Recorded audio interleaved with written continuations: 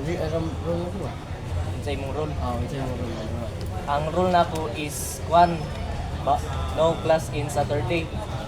Why did you choose that rule?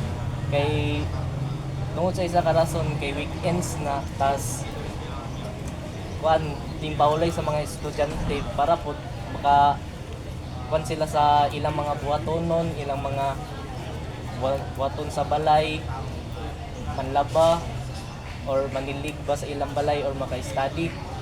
So ang purpose od nga nung wala akong gibawal ang Sabado kay tungod sa kapuyon ang mga estudyante o para makapaway sila every Sabado ug Domingo o para sa mapaway ilang utok sa mga estudyante sa ilang mga ginabuhat during weekdays o para sa kuan mas dako gyud nagtabang sa mga estudyante kay tungod ra sad sa makapaway sila sa Sabado ug Domingo nga paway sulit na kay napay oras nga maka-study, napay oras nga makadula, nasay oras nga manginlo ka sa inyong balay or sa inyong mga dugang buluhaton. Oras sad na.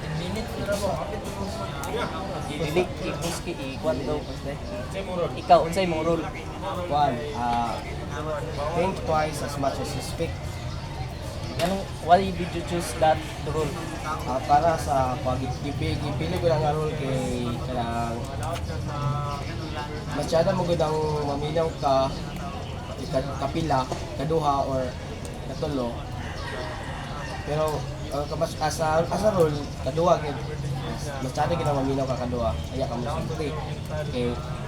Makakuha mo gud ka na og kanang mindful communication and dili na ka magsige pangutana ba nga unsa to yung istorya niya unsa to yung istorya na much better mo gud ang maminaw ka kaduha kay aron dili ka malibog sa imong pautok ba tapos maka-avoid po siya sa sa inyong misunderstanding sa inyong communication ninyo. And one point,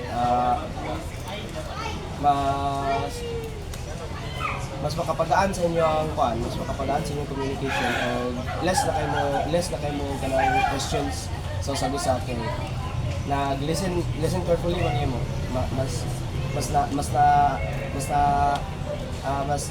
na deliver man pagtarong kay kaduha man nimo gipaminaw or kapila nimo gipaminaw ang story. Okay.